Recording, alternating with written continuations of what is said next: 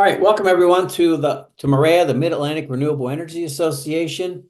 MAREA is an all-volunteer 501c3 nonprofit. We provide educational programs and speakers on renewable energy topics, as well as sustainable living topics and other items of similar interest. Tonight we'll be hearing about fuel cells, but upcoming in April, April 30th, as you know, batteries are crucial to the future of renewable energy, and we will be hearing about advanced battery technology from Derek Hall he's with the Penn State Institute of Energy and the Environment. And then in May, we will hear from Doug Copeland. Doug was a speaker, I'll lose track of time, a year or two ago. He's from Atlantic Shores, and he'll be talking about the state of offshore wind energy. After that, we're considering a variety of subjects for the remaining months of the year. If you have a particular interest or know a potential speaker, please let us know. We're happy to hear suggestions and receive all the help we can. So for tonight, Chuck will be introducing our speaker. Phil is going to do that. Oh, I'm sorry, Phil, you're up. Okay.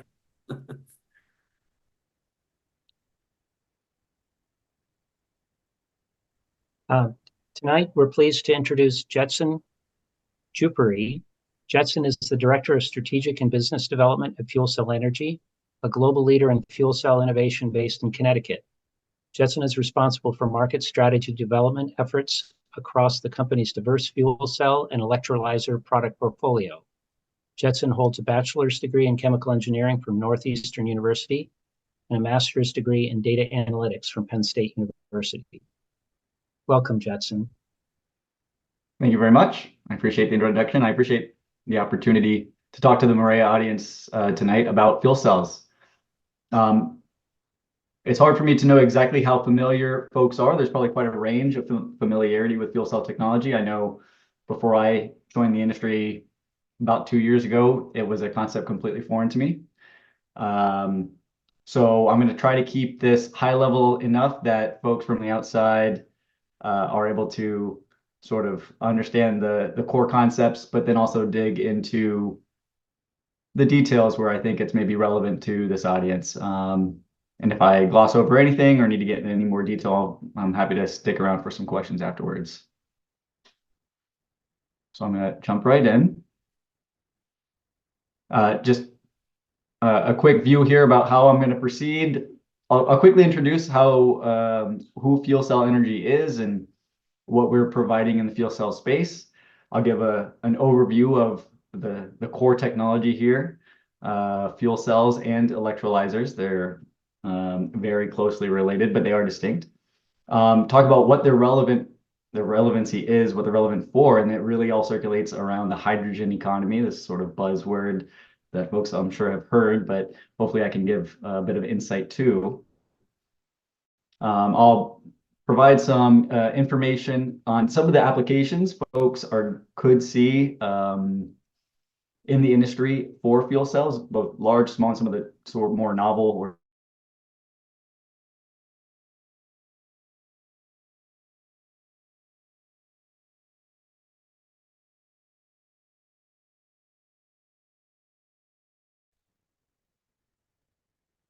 So looking at FuelCell Energy, like a bit more background, like I said, I've been with the company for about 2 years now. Previous to FuelCell, I was with General Electric for about 6 years, working in large utility scale power generation plants, combustion turbine, combined cycle power generation technology. So could be anything from 100 megawatts to a gigawatt and a half, very large scale stuff. Moving to fuel cell, it was a very different world. We're talking kilowatts to single, maybe double digit megawatts, as you'll see later in the presentation. So getting better familiarized with distributed generation and all of the other unique applications for fuel cells was something completely new to me, but I'm happy to share a lot of those learnings here this evening. So about FuelCell Energy. Been around for a long time, since 1969. Honestly, really a leader in fuel cell technology research and development, as really a pioneer in the space.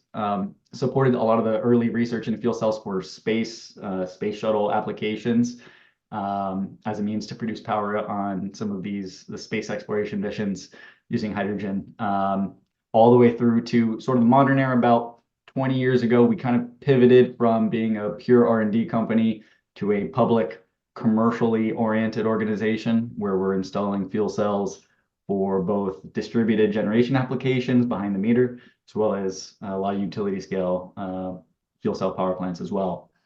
And so we keep those deep R&D roots, but we're trying to apply the technology to market as many people are nowadays. Now that fuel cells, their value is being better recognized. We are based in Danbury, Connecticut, but we have fuel cell installations globally, mostly in the US, in Europe, mostly in Germany, and then a pretty good contingent of plants, some very large plants actually in South Korea as well. So that's where our exposure is best felt. So let's jump into the meat and potatoes. What are fuel cells?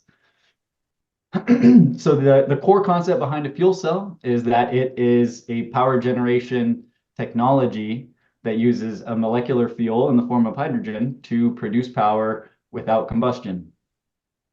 So it's an electrochemical conversion of the chemical potential energy in a hydrogen molecule converted to DC electricity, ultimately needing to be inverted to sort of supply power in AC. And on the flip side, electrolyzers are more or less fuel cells in reverse. So rather than a molecular fuel in and power out, you feed it power and water and get a molecular fuel in the form of hydrogen out. Again, there's no combustion involved, and I'll speak to later why that's important. Very efficient and emission-friendly power generation technology. Going into a little bit of electrochemistry, I do have a background in chemical engineering, as was mentioned earlier. That being said, I never partook in a lot of the deep R&D in the space, so I do have a cursory understanding I'm happy to share. But the idea here is, and thankfully I do have my cursor here. You have two electrodes, one labeled the anode here, the other labeled a cathode with an electrolyte layer between. You have a fuel in and sort of excess fuel or unused fuel out on one side. The fuel in, again, is hydrogen, but I will speak to, I think, later in this deck. Up to today, most fuel cells have actually been operated on methane or biogas fuels, which are upstream of this process here, reformed to produce CO2 and hydrogen, where the hydrogen is then used as the fuel. Sort of to play in mass markets, you needed to be able to consume the fuel of choice of many people, and that was, methane, natural gas. As we move into the future and as hydrogen becomes more available, we're seeing a lot more applications where hydrogen fuel is available and people are mixing that hydrocarbon up front and going straight with hydrogen fueling. Nevertheless, the only thing you need on the air side is oxygen, and you're using a sort of the innate sort of the chemical potential energy in hydrogen to donate an electron, where it's then adopted on the cathode side, and you form this DC circuit here, which is ultimately the form of power generation. I mentioned, depending on the type of fuel cell technology used, they mostly vary in the materials chosen, but probably most importantly is the electrolyte of choice. Folks might be familiar with proton exchange membranes, PEM. It's probably one of the more popular fuel cell technology types and electrolyzer types. It's called proton exchange membrane because across the electrolyte membrane, the proton or the hydrogen atom is actually sort of passing, it's the chemical or electrical potential carrier. We have our bread and butter technology at FuelCell Energy, at least up to now, has been the molten carbonate platform, and that you use a carbonate ion across the electrolyte layer for that. You might have heard of solid oxide, I'll speak to, and that's where you get an oxide ion across a solid electrolyte membrane. So there are quite a few technologies that support this fuel cell process, but they all kind of revolve around the same core principles here. Chemical fuel in, no combustion. You're producing energy through the chemical potential energy within the hydrogen molecule, and ultimately on the end, the exhaust it's water, but it's really water vapor more often than not. These run typically at least at close to 100 C actually, and then in some cases much higher temperature than that. So people compare them to batteries. They are similar to batteries, but batteries have sort of a finite stored fuel on board more often than not, whereas fuel cells are kind of like a battery that you're constantly feeding fuel, so you get that continuous flow of power generation. Moving on here. To give you an idea about how you go from this view here, which is we're looking at a single cell, to a platform that is user-friendly. You can see here, this is again the molten carbonate platform, often shortened to just carbonate. This is a particularly large scale technology. Some fuel cells can be quite small enough to be used as a sort of an engine replacement in fuel cell vehicles, which I'll talk to. But in this case, this is quite a large scale technology. A single cell, you can see this man is holding, it's about the size of a grown adult. And we use 400 of them to produce a cell stack. All fuel cells stack their cells to produce cell stacks. And then oftentimes those stacks are replicated as many times as is needed to support the application. So in this case, you can see we produce a 400 cell stack. We put 4 of those stacks together into what we call the module. And this module is capable of a capacity, net power generation of 1.4 megawatts. So our standard with this platform is, you can see here, this is the module with sort of the balance of plant arrangement to produce 1.4 megawatts. But more often than not, we actually pair 2 modules together to get some efficiencies within the balance of plant. And our sort of standard size is then 2.8 megawatts. Fuel cells have a lot of unique capabilities apart from just consuming fuel and producing power. I'll speak to it a little bit, but I'll mention here we have a platform called trigeneration, where rather than consuming all of the hydrogen that is produced and producing power, you can see we derate from 2.8 to 2.35 megawatts, and then we provide on the order of 1,300 kilograms per day of hydrogen as a product stream. And in this case, actually, this product is a net water producer as well. So we have one of these installed in Long Beach to support some fuel cell electric vehicle refueling, as well as provide power to Toyota's operations. And any power that they don't need on site, they actually just export to the SoCal Edison grid in Southern California. Similarly, if you are using a fuel cell with a methane-based fuel, you are producing that CO2 that I mentioned before. So it still has a carbon intensity associated with it. But it's actually quite easy to capture that CO2 before it leaves the fuel cell. The difficult thing with carbon capture, as folks might be familiar, is it's very dilute in the spaces where it's meant to be captured. So in the atmosphere, it's 300 parts per million, whatever it might be, very dilute. In industrial plants, it might be anywhere from 4 to 20%. In the fuel cell, it's 30, 40, 50%. And so it's very easy to knock down the water there, to purify that CO2, capture it on the tail end of the fuel cell, and then you can do whatever you'd like with it. You can put it into your Coca-Cola, you can put it underground forever. And so it's a very good platform to facilitate carbon capture. And so we offer our customers that option with this technology. And then you can kind of see how it looks. You see it sort of the standard 2.8 megawatt power plant, but you can stack these in very large and utility scale power plants as well. So you can see a couple here, 11, 15, and then this close to 60 megawatt fuel cell park is in Korea, where there are many such large fuel cell applications. So it can be used in utility scale, But more often than not, you'll find these technologies used in more distributed generation applications.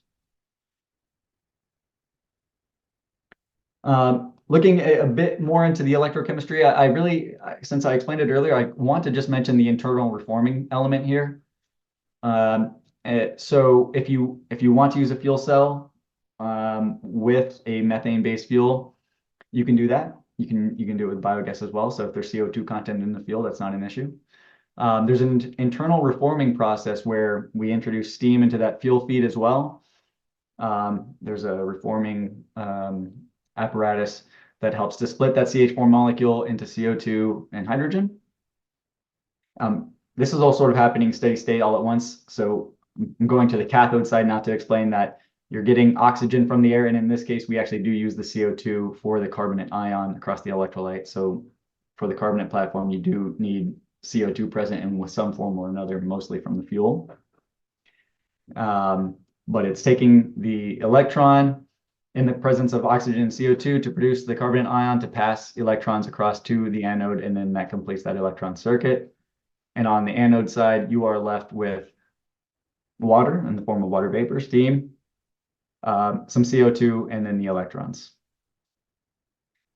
And like I mentioned before, this is sort of a continuous process here, but if a customer so chooses, you can pull off the CO2 in this recycle feed, purify it, sequester it, use it in your beer. So it's an opportunity for folks to produce CO2 on site in a sort of circular economy nature, as opposed to procuring it from some industrial gas facility. You can pull hydrogen off and use it for whatever means you might need. So there's a lot of optionality there.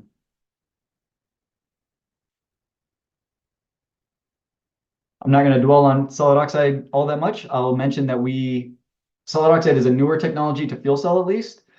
The carbonate platform we've been installing commercially for about 20 years now. Solid oxide is a technology we're just bringing to market. It's a bit newer. The fundamentals are still quite similar, but solid oxide is a very high temperature fuel cell process. And the unique thing that it offers that carbonate doesn't is that it doesn't require CO2.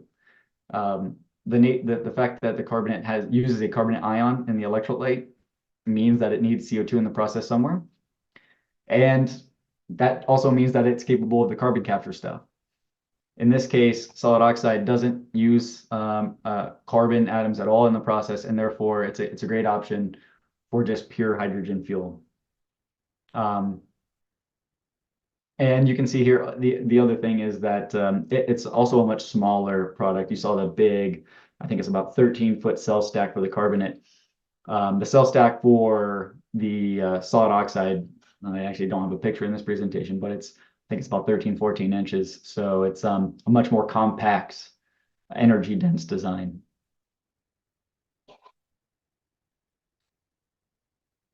A lot of information here, giving you guys a sense of the different types of fuel cells that exist. So I mentioned molten carbonate and solid oxide because that's what we're most familiar with at FuelCell Energy. There are other technologies. PEM is the fuel cell type that you're going to find in those mobility applications, the fuel cell electric vehicles. And I'll go into detail why later in the slide. But a big piece of that is that they come in very small condensed designs. There are various efficiencies, there are various sort of advantages and disadvantages to each technology versus the other. Different levels of flexibility, different materials used that impact cost and durability. So anyone who's familiar or isn't familiar and wants to have a discussion about it, I'm happy to dig into more detail another time.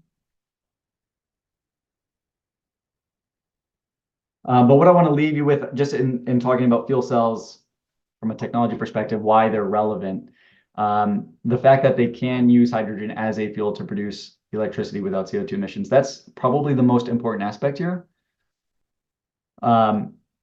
Hydrogen is going to be used in power generation and other applications. You can supplement your natural gas feed for a gas-fired power plant with hydrogen. But there are a lot of challenges that arise when you try to combust hydrogen. It burns very, very hot, and folks who might be more familiar than me even on this call might be aware that sort of the hotter your flame temperature is, the more NOx, for instance, you're likely to produce. And so it's a great thing to be able to use hydrogen as a fuel, but you have to be cognizant of not just the CO2 reduction, but the other emissions you might be increasing by switching to hydrogen. Fuel cells don't worry about that. There's no combustion whatsoever. So if you're using hydrogen as a fuel, you're producing 100% CO2 free power without any NOx, SOx, particulate emissions whatsoever.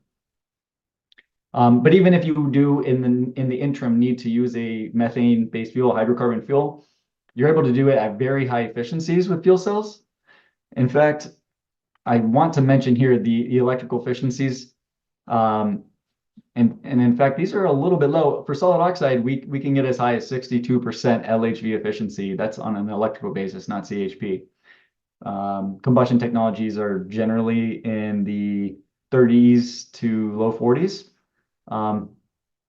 So when you're using hydrogen, that's an important aspect. You want to get the best bang for your buck when you're using a precious fuel like hydrogen. And so by using a higher efficiency product, you are able to reduce your carbon emissions, not to zero with a hydrocarbon fuel, but you'll be able to get more kilowatt hours per CO2 emitted, which it's a step in the right direction. You can use blends of hydrocarbons and hydrogen as needed if you want to kind of transition into hydrogen fueling without having the full hydrogen need available today.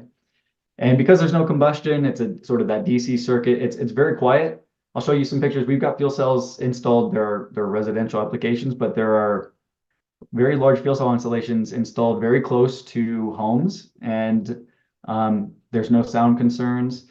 There's no clanking in the night. It's a very unobtrusive power generation technology. Of course, if it were all roses, then these things would be everywhere. It's newer. It's more expensive than the conventional alternatives, so folks need to contend with that. And so economically, it needs to find the right sort of fits to drive value. The manufacturing is more complex than what you're going to find with a reciprocating engine or a turbine, for instance. And some technologies do use rare earth elements. Others do not. So I don't want to go into too much detail there, but that's something that is considered when you talk about scaling some of these technologies up to gigafactories. There's quite a bit of demand in some cases on some of the minerals required. So looking at electrolysis, I'm not going to go into the kinetics here, but it's very much the same process I just described, but in reverse. So you're applying an electrical circuit across the cathode and anode to convert hydrogen to break water, H2O, to break that hydrogen off across your electrolyte, and then you get pure hydrogen on the cathode side as an output. And you're left with oxygen. Most of the time, the oxygen is actually just vented. It's not used, though there are some hydrogen production projects that are looking to capture that oxygen and use it as a product stream as well. But very often, the value proposition isn't there to do that.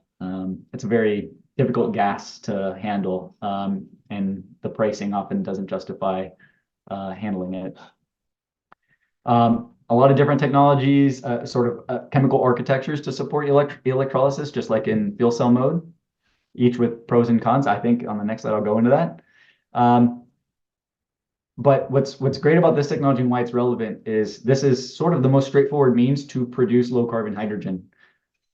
We get our hydrogen today through steam methane reformation through the use of natural gas. So it's a very carbon intensive process to produce hydrogen today. This is the most straightforward means to produce hydrogen with power.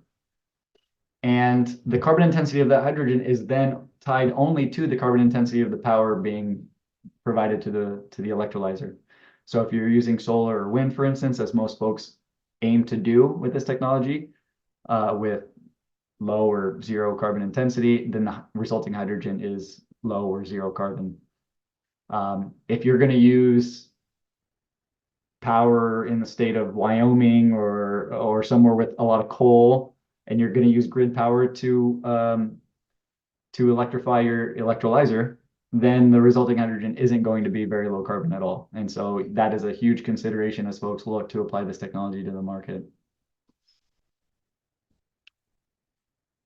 I found this chart or table. I thought it was pretty funny, actually, a comparison of different technologies to, in this case, the sort of equestrian industry.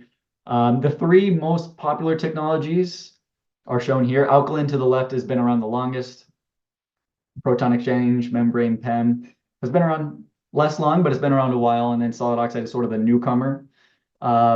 These two are low temperature, whereas solid oxide is higher temperature. And it's for this reason that solid oxide is differentiated because it's very high efficiency. It actually approaches sort of theoretical efficiency limits on the conversion of power to hydrogen. And so you can see a couple disadvantages and advantages for each. Because solid oxide operates at such high temperatures, it takes a while to get the stack up to the temperatures required for operation. So once it's running great, cross-country style, but it doesn't have a lot of flexibility that you might find, for instance, in this race stallion, the PEM unit. And what folks look at when they're evaluating electrolysis technologies is, of course, the efficiency and the cost of the technology itself. These are the two most impactful factors when it comes to what your hydrogen costs at the end of the day. But of course, other aspects are how long is this unit going to last? How often am I going to need to maintain or provide service to this unit in operation? What are the flexibility parameters? And then when you're looking at the hydrogen coming out as a product, there are some aspects you want to consider as well. What is the pressure of that hydrogen? Do I need to apply external compression? Do I need to purify that hydrogen, or does its sort of output purity meet my needs? So there's a lot of aspects to consider when folks are looking at electrolysis projects. So I think we're making good time. We're going to jump into the hydrogen economy. We've been talking about fuel cells to produce power from hydrogen. We're talking about electrolyzers to produce hydrogen from power. So why is this relevant at all?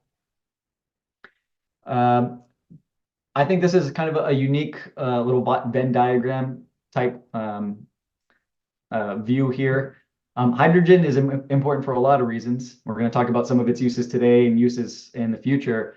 But it's in very essential spaces today. Our main, all of our energy used today, almost all of it anyway, is in the form of hydrocarbons. And as the name suggests, very hydrogen-rich fuels. Food is almost half the world's food production is supported with fertilizers, and ammonia is basically the chief ingredient for modern fertilizers. So it's an incredibly important compound in the food space. And then I think we all understand the importance of water and the fact that it is kind of available to us to split to produce hydrogen for any other application we need is certainly super beneficial for the space to grow. Electrolysis is very critical to the hydrogen economy. So hydrogen's at the center of it all. That's not to say hydrogen serves every purpose. There are a lot of areas it's being applied, and some make more sense than others today, and those dynamics are going to change as the sort of industry evolves. But I'd like to lead this slide with the message that it is one element in a portfolio of solutions that we all need to consider to tackle the climate challenge. I think we should move as quickly as possible to get as much renewables onto the grid as we can. But there are a lot of key spaces where hydrogen, low carbon hydrogen, renewable hydrogen is really going to be a key factor in our ability to decarbonize, that industrial space.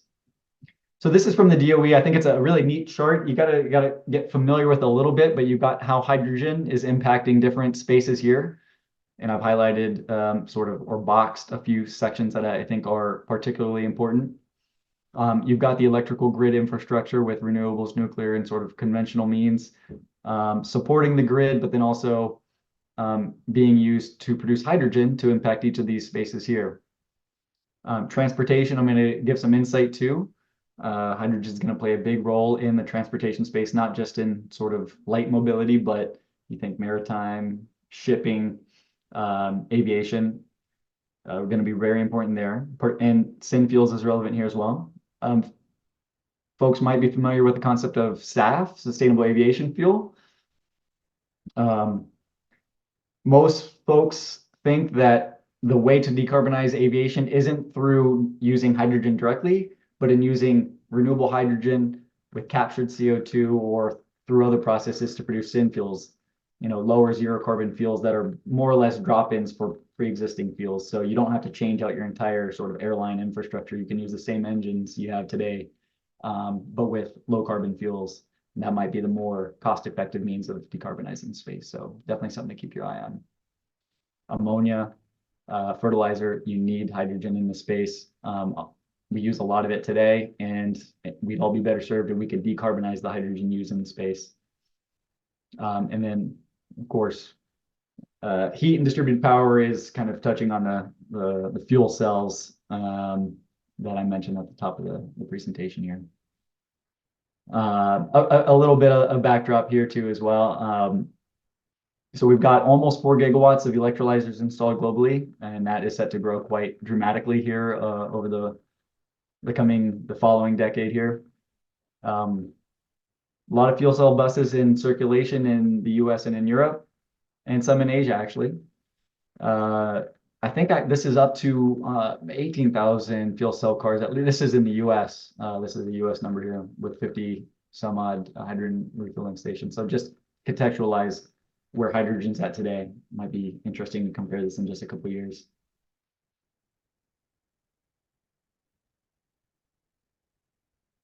I found this chart to be really interesting. I hope it is for this audience as well.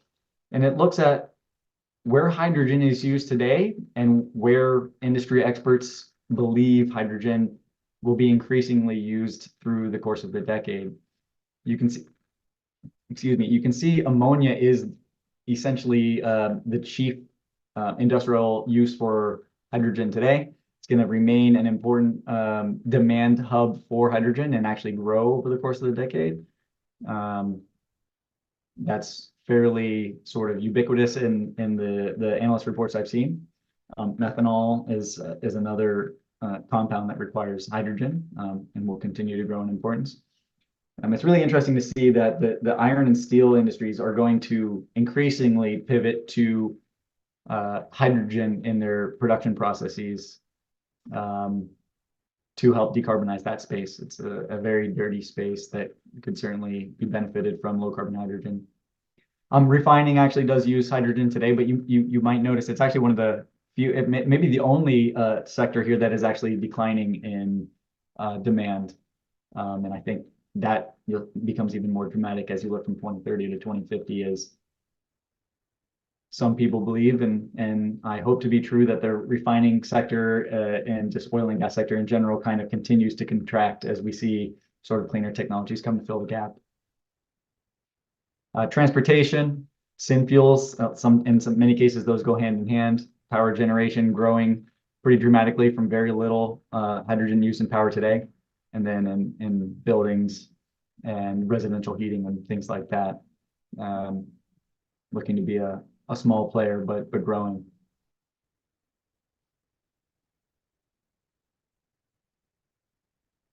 So a quick view on how hydrogen can be produced. You hear a lot about the hydrogen rainbow and blue hydrogen and green hydrogen, and in this case, turquoise and pink. And some people like the colors. Some people want to move away from color coding hydrogen altogether and just want to look at carbon intensity. I personally believe they're both important aspects. At the end of the day, what we really care about as an industry is the carbon intensity of hydrogen, and that's what we want to reduce. But the color of hydrogen is also important because it gives you an understanding of the technological pathway that one is achieving that low carbon hydrogen alternative. And gray hydrogen today, which is 97-ish% of production, very carbon intense, and that's just from steam methane reformation using natural gas. But you can see if you use that same process, but you capture the carbon, you're able to achieve what is considered blue hydrogen. You need to sequester the CO2, of course, otherwise you're not reducing your carbon intensity. Still, there are upstream emissions associated with that, so it is difficult. There's sort of a cap on how much you can reduce the carbon intensity with this blue route, and that should be understood by all folks evaluating this option. You can use natural gas to produce hydrogen through methane pyrolysis. It's similar to SMR, but it actually, rather than producing gaseous CO2, produces carbon black, CO2 in solid form, which is easier to manage, and it's not, existing in the atmosphere. And so that produces turquoise for folks who might be interested in. And then, what fuel cells and electrolyzers are most interested in is the electrolysis route. We're using a zero carbon power source in an electrolyzer with water to produce hydrogen. And we call that green. If you're using solar, wind, hydro, I think would be included in there. And then nuclear would be pink. So hopefully that helps to explain to anyone who may be less familiar with these concepts. So going into what some of these applications look like, it's a bunch of pictures to help contextualize what fuel cell installations can look like in the real world. Some of these pictures you might have seen before. We've got, these are utility scale. So in most cases, these are plants that are so large, they're not really providing power to an industrial process or a consumer. They're providing power to the grid to then sell through grid operations. We've got one in Bridgeport, Connecticut here, 15 megawatts, quite a large site. We've actually got a bottoming cycle. Well, at least that's what I call it from my GE days. It's this sort of a Rankine cycle to take our exhaust heat and produce even more power, increase our efficiency at this site. Derby, Connecticut, a site came online actually I think it was this year, just a couple months ago. Beautiful site just on a river here in Connecticut. It's a beautiful fall day, actually great photo. And then in Korea, like I said, you might, on the previous slide, you saw that very large fuel cell parks, 59 and 50 megawatts. This is our carbonate technology. This is, I believe, PAFC or maybe PEM technology here, actually. Very large, multi-layer, vertically situated fuel cell plant there. But more often than not, the economics and the viability of fuel cell technology is more on a smaller scale. And that's because there are kind of these aspects here that help drive value in some of these applications. So, very high temperature operation allows for combined heat and power. You can take that exhaust heat and use it for home heating, residential heating, or to supplement some of your boiler demand in an industrial process, perhaps. Fuel cells lend themselves quite well to microgrids. This site here, actually with Pfizer, it's a 5.6 megawatt site, and it's a microgrid application.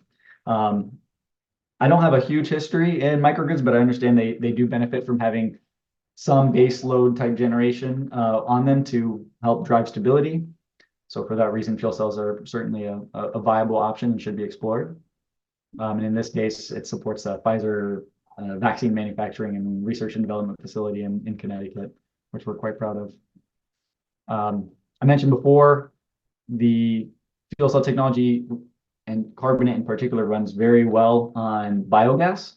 So biogas generally has very high CO2 content.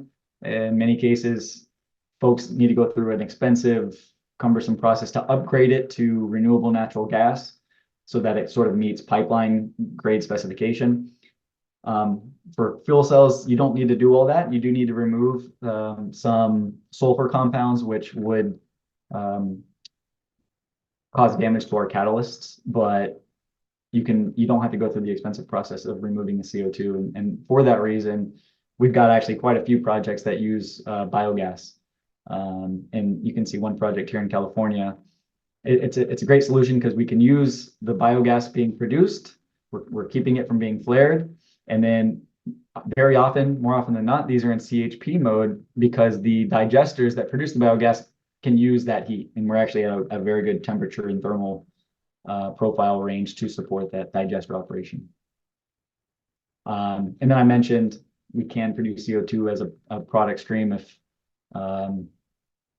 mostly it's like bottlers, you know, the soda or beer producers, they procure CO2 today. So they may be interested in going with a distributed energy solution, saving on their utility bills, but then they're also bringing that CO2 production on site as well. So it's one more thing in their control. They can control for the cost, they can control for the supply. There's a lot of benefit to that where we're learning as we're getting more familiar with the space. I mentioned earlier in the presentation, you can see very quiet operations. This is right next to, this is actually on a campus in Connecticut. So right near a large residential area, and we're actually using the heat from this site, I believe, to heat the pools on the campus. So really interesting application use for the heat, and apart, you know, it's fairly unobtrusive, as you can kind of see where it's situated. I haven't talked so much about residential. It's just not an area that FuelCell has a lot of expertise, and it is fairly niche still, but I am familiar with some of the industry in Japan. It seems to be more popular in Japan than anywhere else. We'll see if residentially sized fuel cells do end up making any sort of waves in the US. But the technology certainly can be applied to the space. It kind of makes sense. A lot of folks have backup generators at their homes, so you can use a fuel cell solution as a backup generator. You can use it to charge a battery, as a lot of people are going with the power, what they call power walls from Tesla. A lot of interesting ways that you could apply fuel cell technology in a residential application. Similarly, FuelCell Energy doesn't have a mobility product, but we do a lot of research on the mobility space to understand the needs of these types of customers and how they might be looking for hydrogen production, which is what we're more focused on. But we have a lot of hydrogen people that live and breathe hydrogen in our company. One of our solution engineers based out in California, where the best hydrogen refilling infrastructure is in the US anyway. He has a hydrogen powered vehicle, this Toyota Mirai, very popular in California, where, like I said, the majority of the hydrogen refilling stations are. There's a lot of warehouses and manufacturing facilities that are converting to hydrogen powered forklifts. These are things that very often work, 24/7 in some cases, and the charging time for the batteries kind of causes downtime, and that's time is money in these instances. So being able to refill your forklift in just a couple minutes, like you would with any other molecular fuel, drives real economic value in those applications. And the same is with heavy duty. This is a space that I think we're going to see the biggest impact from fuel cell electric vehicles because and public buses as well, because of their need to go very long distances, and they need to be able to refuel in a matter of minutes, not a matter of hours, and loads required for the likes of heavy duty, semi-truck applications. It might actually be hours for one of these units to charge up the battery. And for that reason, this, again, molecular fuel drive really good economics for these two in particular, heavy duty and public buses. But there are really interesting things happening in other spaces, and I've certainly placed spaces to keep our eyes on collectively. Railway, there are hydrogen powered rail lines in the UK and Germany that I'm familiar with. A lot of companies exploring hydrogen powered aviation, both as hydrogen as a combustion element, hydrogen in fuel cells in aircrafts, interesting, and then hydrogen to produce synthetic fuels as drop-in replacements for modern aircraft infrastructure. And then marine, a very polluting industry that for we desperately need to do work in this space, and however hydrogen can help, I'm certainly interested to keep an eye on. It's a bit lawless out there on the open waters, these big shipping units. So be very interested to keep our eyes there. And so with just maybe a minute or two left, I want to talk about where hydrogen's going and a couple applications that aren't relevant today, but I think will be relevant. Well, maybe I shouldn't say they're not relevant today, because I'm actually speaking in this slide to long duration energy storage. And there's a really big project that I borrowed this graphic from, the Mitsubishi Advanced Clean Energy Storage Hub in Utah. And I'll speak to that after describing this. So the idea here is that as you add more renewables to the grid, the sort of reliability of the grid is impacted, and you need to be able to count for when the wind isn't blowing and the sun isn't shining.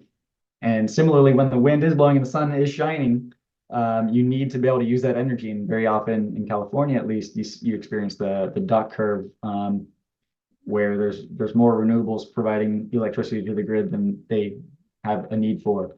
Some of it goes to waste, and a lot of it goes to waste, to be honest. And so we need to have more robust energy storage infrastructure on our grids.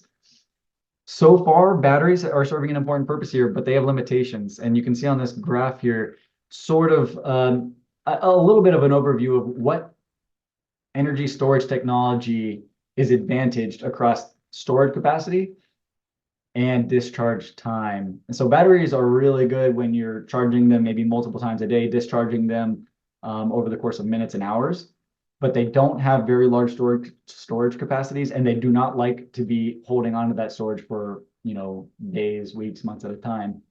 And as you go kind of up into the right, you're looking at larger storage capacities and longer periods of time that the apparatus can charge or discharge.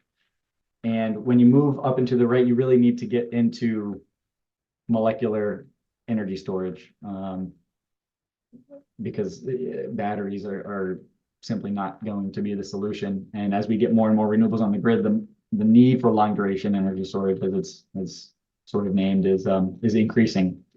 And so the concept here is, over the course of an entire year, you might have months at a time where the grid is overproducing renewables, and we do not want to let those electrons go to waste.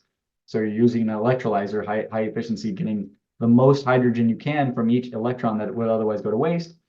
And you're holding onto that hydrogen through months until such time as it's needed. And often that is in the winter, when maybe the days are shorter, the excess renewable generation, well, there isn't excess perhaps.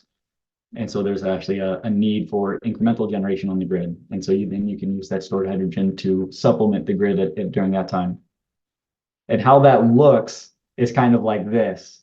If you want to talk real significant energy storage projects using hydrogen, you're not talking about compressed hydrogen or liquefied hydrogen in tube tanks.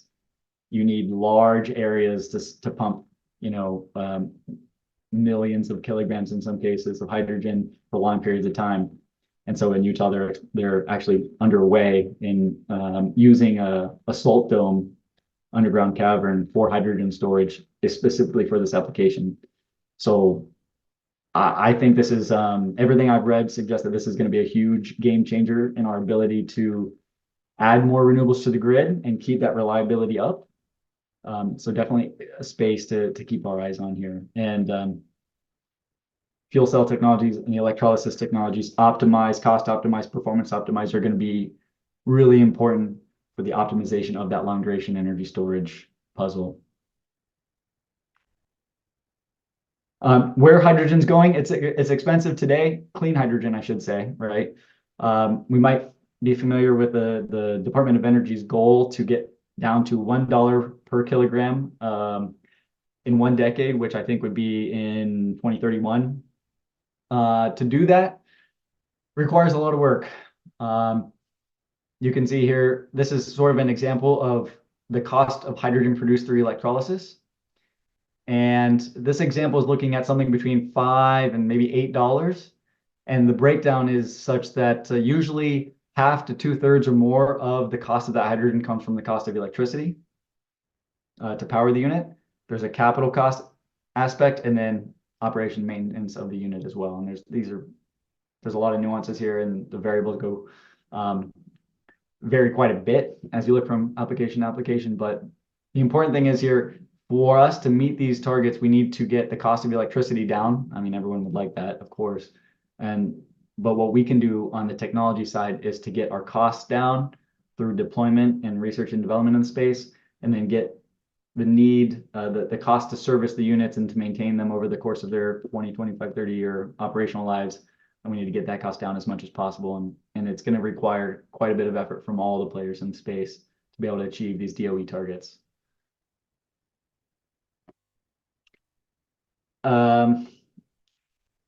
This is kind of some targets in the mobility space. Again, not as an area that I'm all that familiar with, but I thought it was pretty interesting. I kind of did my own back of the envelope calculations to show that, and I'm going to mostly look at light duty vehicles here.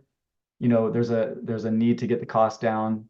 I have $4,000 to $3,000. I mean, that doesn't sound like much, but it's an important aspect that we want to continue to make fuel cell electric vehicles, you know, a cost-effective option for consumers. Getting that efficiency up. So I'm seeing something close to 80 miles per gallon equivalent well, not today, but by 2030. And then we, you know, looking to get that even better up through half of the century. And then I think maybe a very important aspect here is the system lifetime. So, and if anyone on this call are battery electric vehicle drivers, what I hear, I would love one. I don't have one yet, but I hear one of the big headaches there is replacing that battery at its end of life. It's a very costly thing to have to endure. And so just like battery electric vehicles looking to get more life out of the batteries, we need to get more life out of the fuel cells used in these vehicles as well. And for light duty vehicles, I think if you're getting up to 200,000 miles, I can imagine, I think we'd be pretty happy with that. I think I'll leave it there because I do want to leave some time for questions, and hopefully I inspired some questions to come through, but I do appreciate being able to speak to all these concepts at a very high level with the audience this afternoon. So thank you very much. Thank you, Jetson. Appreciate it. Chuck, do you want to get into the questions? The chat. Okay, so just by the way, Jetson, thank you very much for this wonderful overview. Just wondered if they've put fuel cells into large cargo containers or on cruise ships.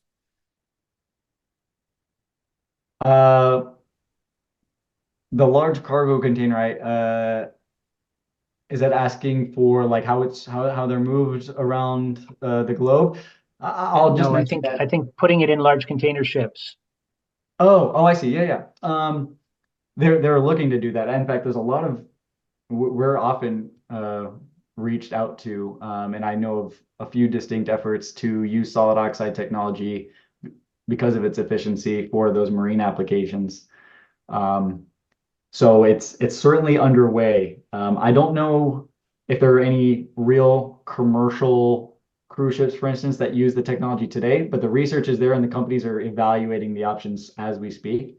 So I would expect within a few years, you're going to see a number of commercial and shipping companies trialing fuel cell solutions. So we'll see how they go.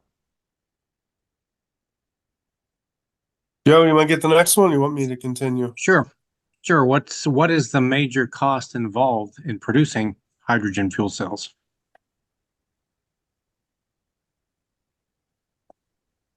I don't know that I'm best equipped to speak to it.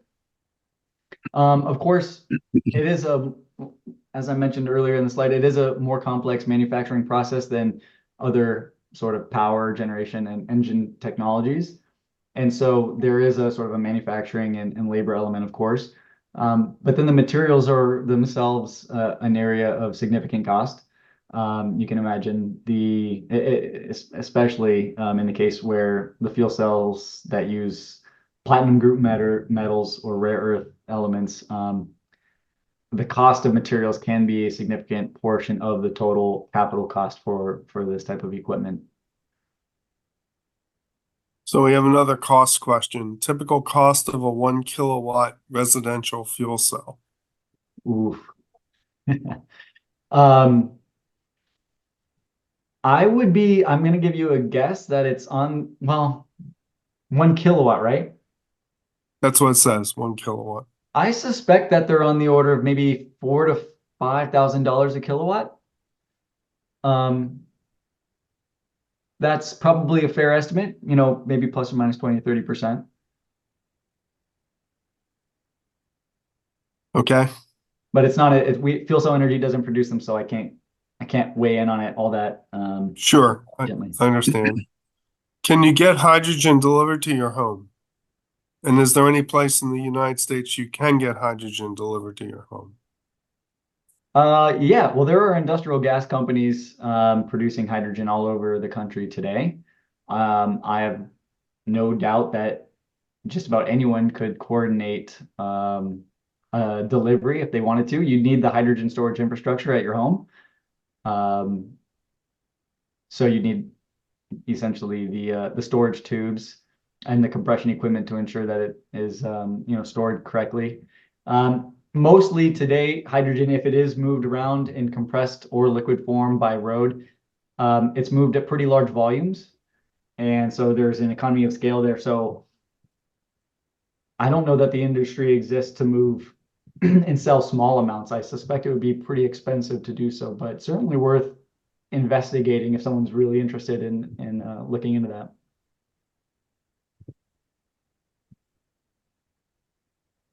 Next question is, when you compare grid charging for electric vehicles, what is the difference in cost to fuel a fuel-celled Toyota? Oh yeah, well, I get preface by saying it's not my area of expertise, but as I understand, the electric vehicles are actually quite inexpensive to charge, and most of the cost is upfront. Whereas with hydrogen fueled vehicles today, the going rates for hydrogen on a per kilogram basis could be $10 to $15 perhaps. I think there's a lot of variation in that figure. And so it's a fairly expensive means of fueling. Now you get really good fuel economy per kilogram, but compared to gasoline, for instance, you are certainly paying more for that hydrogen compared to the equivalent gallon of gas. Just for clarification, a kilogram of hydrogen is about the energy content of a gallon of gas for people that aren't aware of that. Mm-hmm. What does Korea, so the next question is, what does Korea have more and larger? Why does Korea have more and larger fuel cell installations? Yeah, in Korea, very early on, they had some regulations put in place where they really wanted to move away from criteria emissions as quickly as possible. And so moving away from combustion processes was really important to them, and it impacted the development of their energy sector pretty dramatically. And so a lot of it is driven by regulatory reasons. And I suspect that their desire to impact those criteria emissions is, it's a very large portion of their population is in Seoul. So the air quality in such a densely urban environment is probably critical for them. So they wanted to make sure that for the health and safety of the urban population there, that they keep these criteria emissions to a minimum. And fuel cells, as I kind of mentioned, is a very cost-effective means of achieving that goal.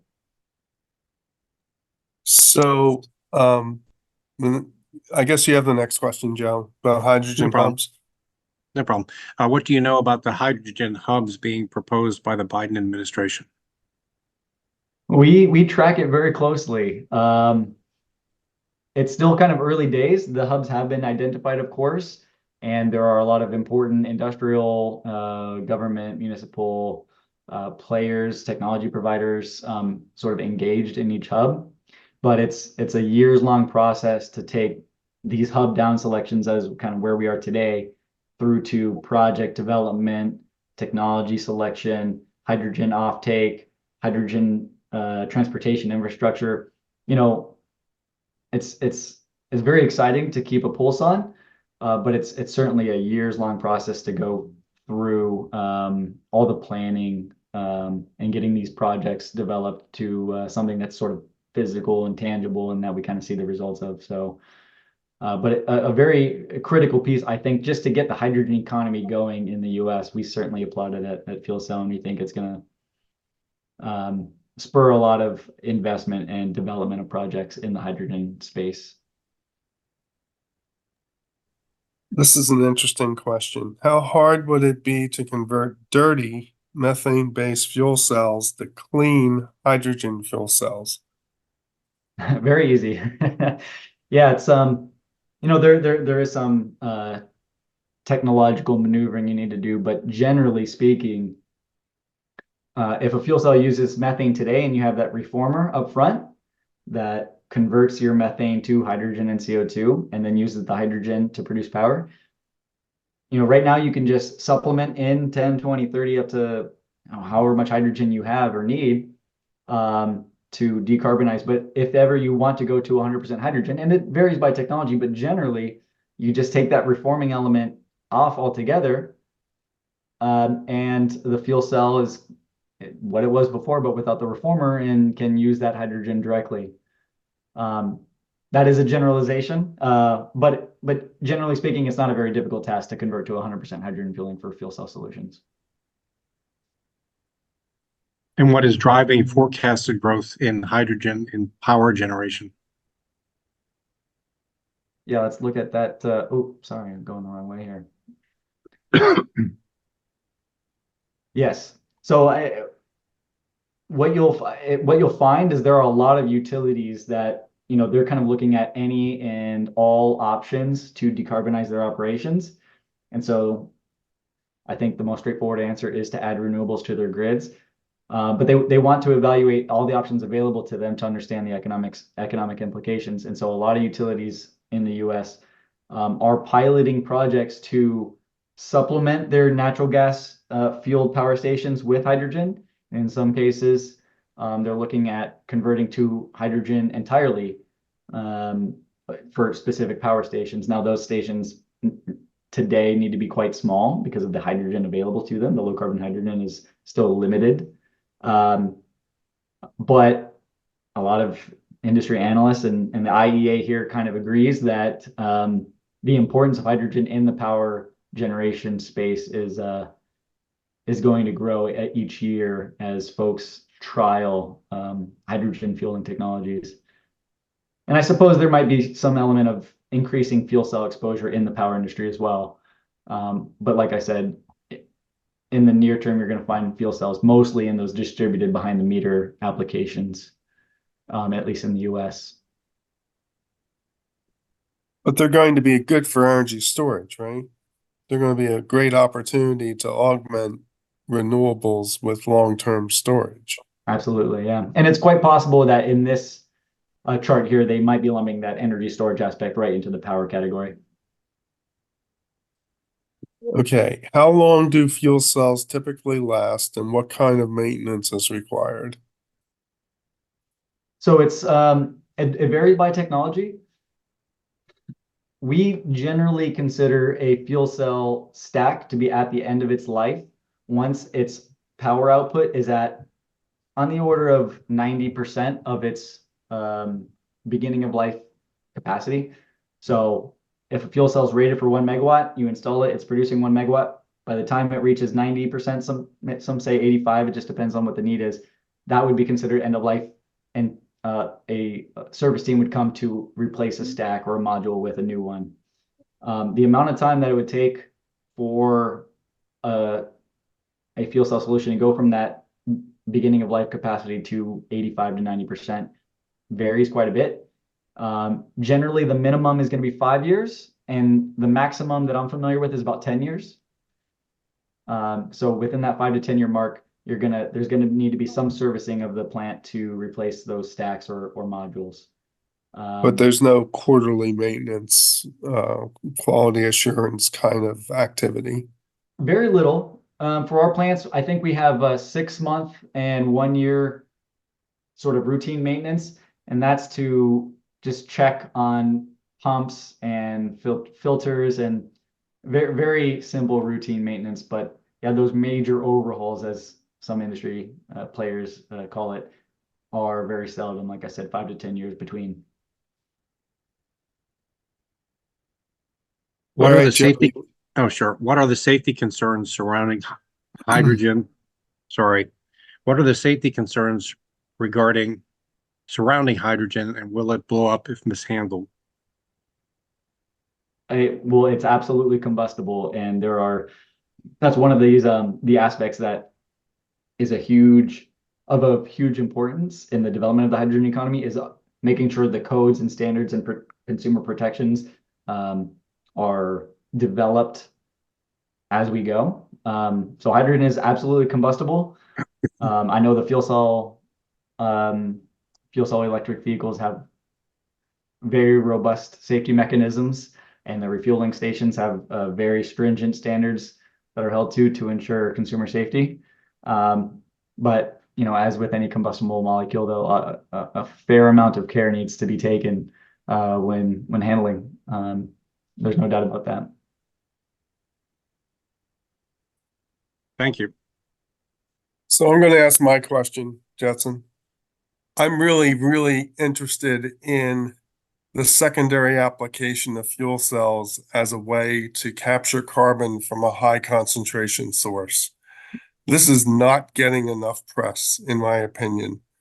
BECCS is all over, people are talking about, negative carbon emissions by sequestering carbon from biomass combustion processes.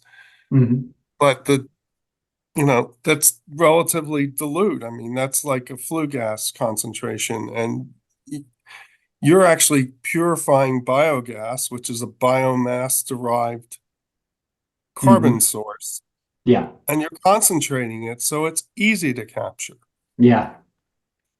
Yep, and I think there are different interpretations of the GREET model around that. But if you're using a biological fuel source like biogas, and then you use it in a fuel cell like this and capture that carbon, then I believe it's actually a carbon negative process, and you're producing carbon negative power.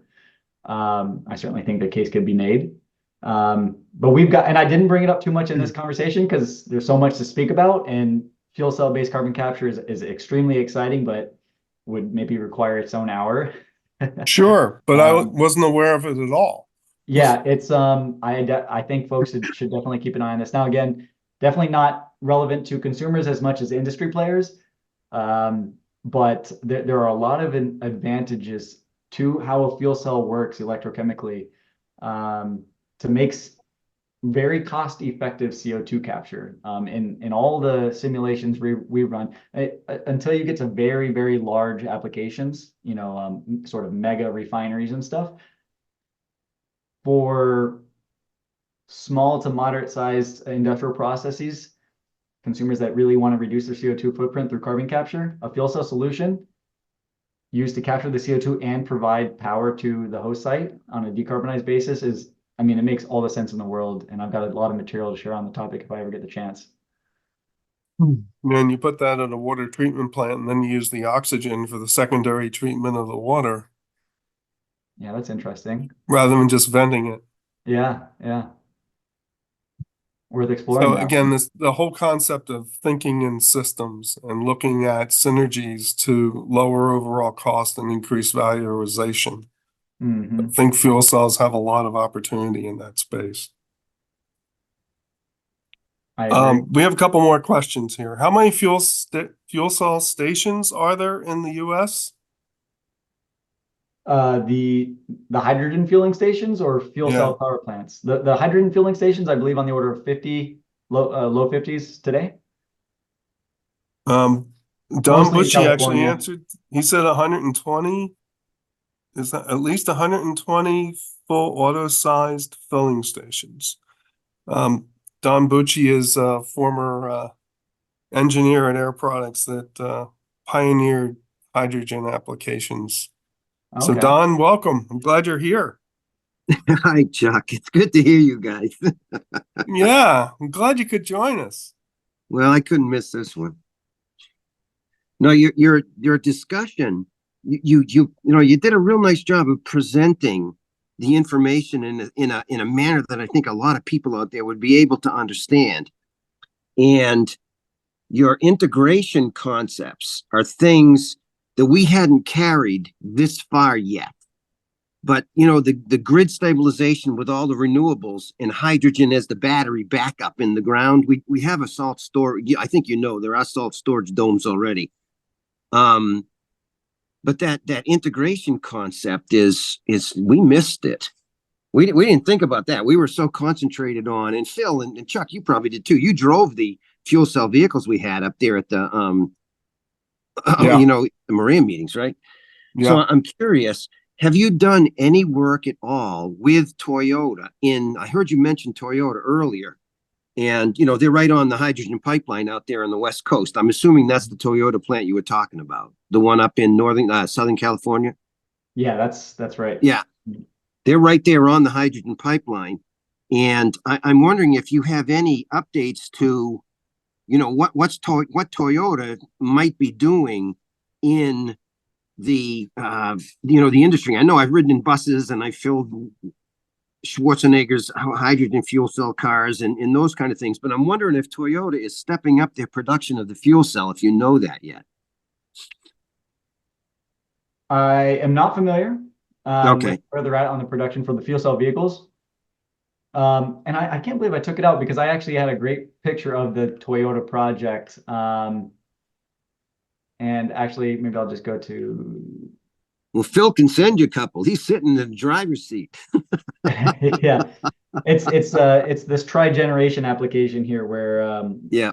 in that case we're using renewable natural gas in California. It's directed biogas to produce low carbon hydrogen for the port operations there, the vehicle refueling.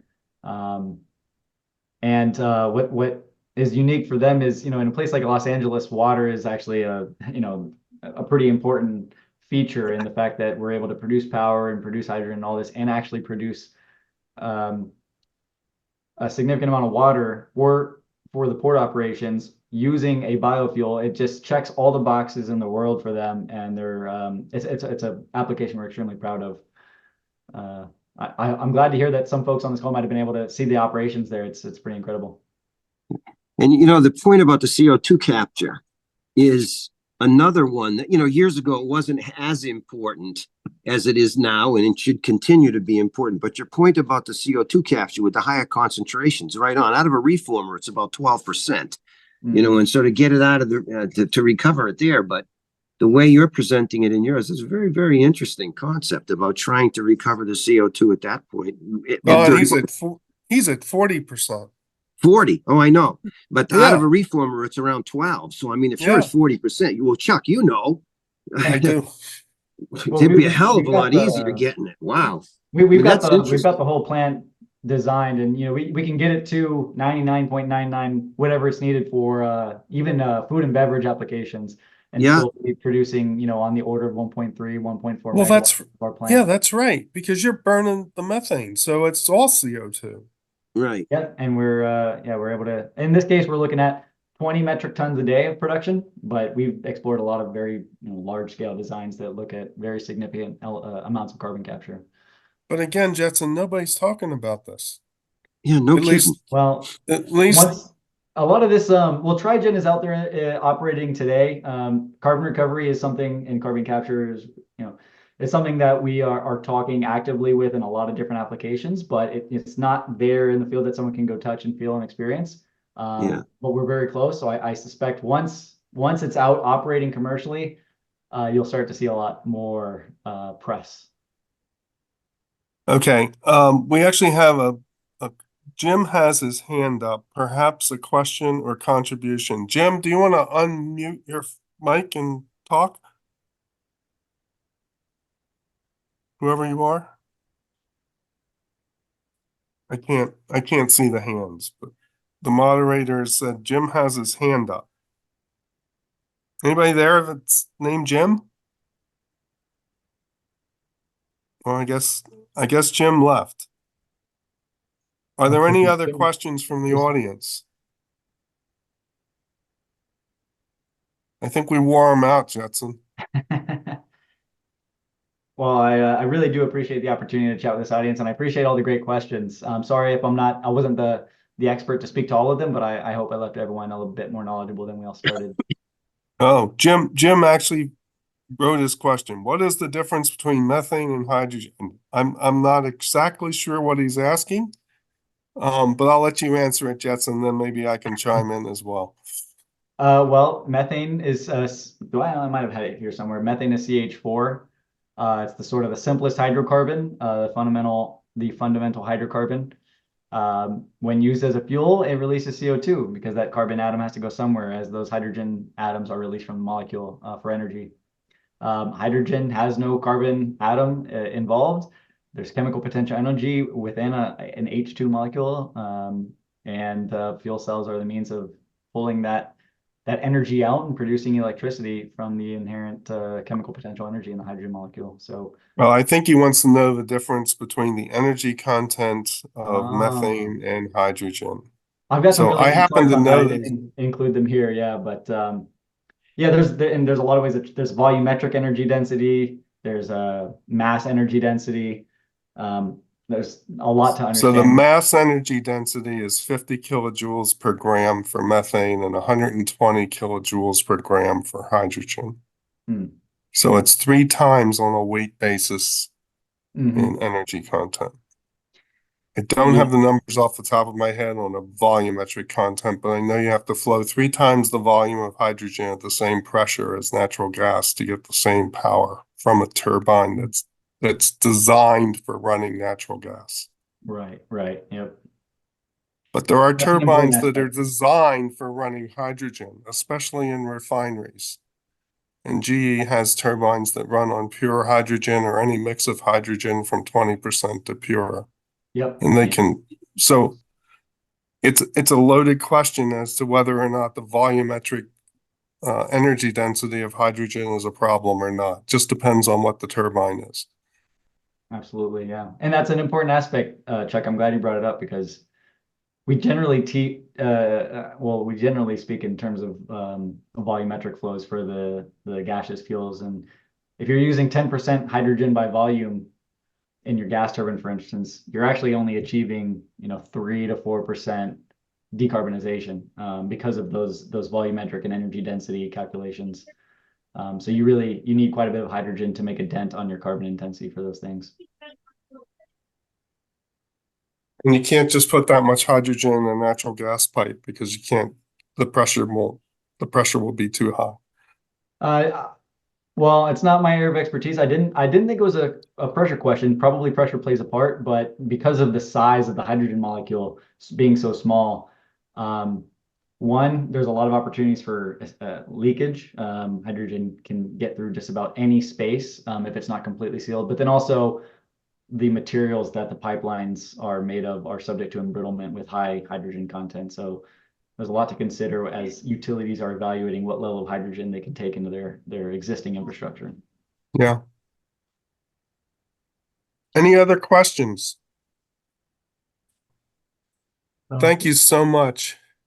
Yeah, this is great. Thanks, Jetson. Appreciate it. Thank you. Anytime.